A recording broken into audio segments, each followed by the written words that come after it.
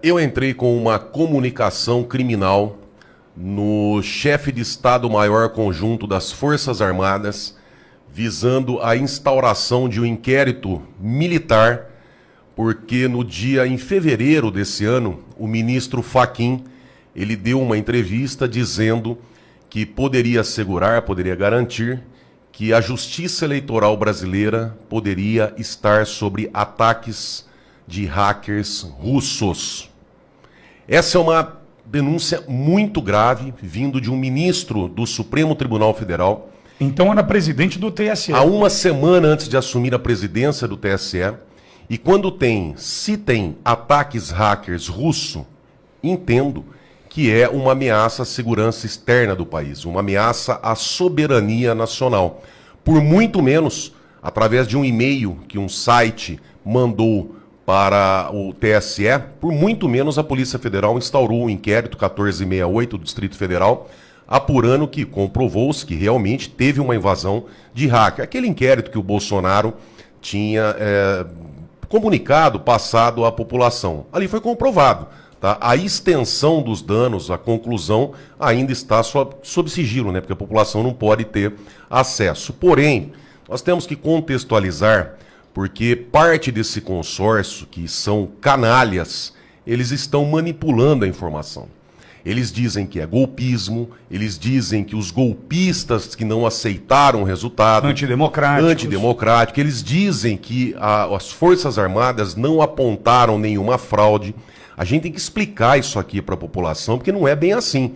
Eu vou ler aqui parte final da conclusão do relatório das Forças Armadas, aonde diz, isso aqui está no relatório das Forças Armadas, tá? Em relação à abertura do código-fonte, o que os militares, o que eles apresentaram no relatório?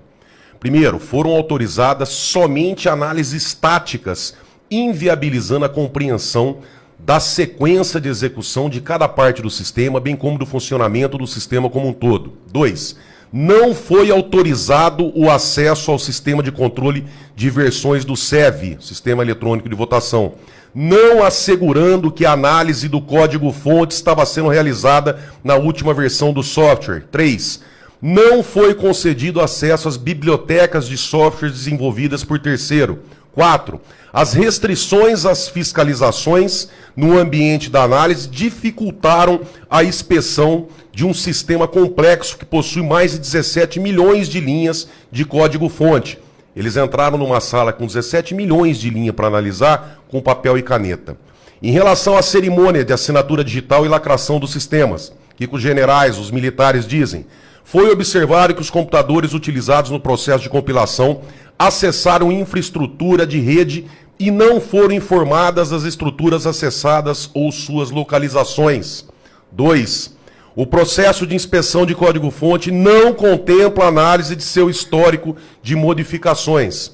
Em relação à cerimônia de verificação dos sistemas eleitorais instalados no TSE, que os generais, os militares falaram, os scripts foram apresentados em um telão no auditório do TSE, dificultando a fiscalização. Em relação aos testes de integridade, o que diz no relatório? A faixa percentual de cédulas inseridas, atualmente de 75% a 82%, mostrou-se aquém dos dados estatísticos da votação real.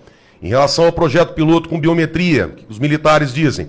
As urnas foram escolhidas pelo fiscalizado, o TSE que indicou as urnas 10 dias antes da votação. A aleatoriedade na seleção das urnas foi reduzida. O número de eleitores que aderiram ao teste foi baixo. Em relação à verificação da correção da contabilização dos votos, prossegue o relatório. Os boletins de urnas não foram disponibilizados em algumas sessões. Os BU, boletim de urna, não apresentaram dados de votos em trânsito. Não foram disponibilizados os logs do transportador receptor de arquivos de urnas e bancos de dados de totalização. Então conclui o relatório dos técnicos das Forças Armadas dizendo o seguinte, olha, isso aqui está no relatório, tá? Isso aqui não é o Borgo Pitoli que está inventando, está no relatório das Forças Armadas.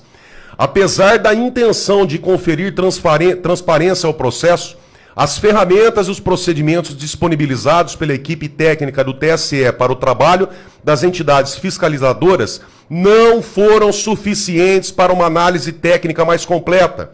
As condições estipuladas, tanto na inspeção dos códigos-fonte como durante a compilação do software, dificultaram a busca por possíveis vulnerabilidades do sistema eleitoral de votação. A análise estática de um código com mais de 17 milhões de linhas, aliada à falta de informação das condições de segurança da rede, usada para armazenar os repositórios das bibliotecas de compilação, limitou a abrangência e a eficácia do procedimento de fiscalização pela AFESEV, que são os técnicos.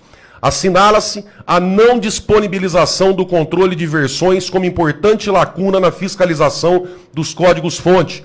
Isso não permite assegurar que o código-fonte presente nas urnas nos dias de votação corresponde exatamente ao que foi verificado pela equipe. Prossegue o relatório. A ocorrência de acesso à rede durante a compilação dos códigos-fontes e consequente geração de programas, são os códigos binários, pode configurar relevante risco à segurança do processo. Olha o que fala. O que sugere a realização de uma investigação técnica para melhor conhecimento do ocorrido e seus possíveis efeitos. Terminando, Pitoli. De todo o trabalho realizado, observou-se que, devido à complexidade do sistema eletrônico de votação, a falta de esclarecimentos técnicos oportunos e de acessos aos conteúdos de programas e bibliotecas mencionados no presente relatório, não foi possível fiscalizar o sistema completamente, o que demanda a adoção de melhorias no sentido de propiciar a inspeção e análise completa. Enfim, o que os técnicos das Forças Armadas diz? Não foi possível fiscalizar completamente. Não existe fiscalização meia boca, não existe mais ou menos. O assunto é muito grave. E aí o relatório que o PL, a coligação do presidente, entrou pelo Instituto Voto Legal, 3 peritos formados no ITA, Instituto de Tecnologia da Aeronáutica, que é dificílimo entrar, são gênios que entram lá. O que o relatório diz? Ele apontou mau funcionamento das urnas eletrônicas através de inconsistências graves e insanáveis nas urnas de 2009, 10, 11, 13 e 15, com destaque à gravíssima falha na individualização de cada arquivo log de urna. Enfim, não tem o código de identificação. Tá? Aqui a gente tem que se questionar em relação a isso. A imprensa do consórcio, essa imprensa canalha, que está de olho, na verdade, em grana, né? Que eles recebiam bilhões lá do governo Lula, quando veio o Bolsonaro, deu aquela diminuída, secou a teta, eles querem voltar a ter os bilhões. E para isso, eles vão usar você, vão nos usar para faturar dinheiro. Então eles vêm e falam assim, não, mas não apontou fraude. Não fiscalizou completamente. Aí a gente tem que se questionar o seguinte, diante disso que eu passei para vocês, que faz parte do relatório das Forças Armadas, a gente pode entender que foi negado ou que houve, no mínimo, restrição ao direito de fiscalizar? O relatório das Forças Armadas é claro que está tendo restrição, tá? Que diminuiu a fiscalização, que impediu o acesso a código-fonte, a log de urna, aos commits. Se a resposta, se a gente entender que sim, olha, houve uma restrição no direito de fiscalizar. Aí a gente vem aqui, eu preciso contextualizar, porque semana passada eu fiz um vídeo, aqui, nós gravamos aqui, esse vídeo viralizou, e o Estadão, né, que hoje acho que nem para limpar ali, nem para usar para sujeira de gato e cachorro, enfim, está servindo, foi lá, eles descontextualizam o fato, então por isso que a gente precisa trazer informação completa para quem está acompanhando, para entender. Houve uma restrição no direito de fiscalizar conforme as Forças Armadas? Entendo que sim. Se houve, o que fala o Código Eleitoral no artigo 221? É anulável a votação. Inciso 2º, quando for negado ou sofrer restrição ao direito de fiscalizar. Se tiver restrição conforme as Forças Armadas estão dizendo, é anulável a votação, a eleição. Aí o PL, a coligação do Bolsonaro, entra com uma representação com base naquele relatório do Instituto Voto Legal, que fala, artigo 51, as entidades fiscalizadoras poderão solicitar verificação extraordinária após o pleito, desde que sejam relatados fatos e apresentados indícios e circunstâncias que justifiquem. Tá? Eles entram, a coligação do presidente, com uma representação eleitoral.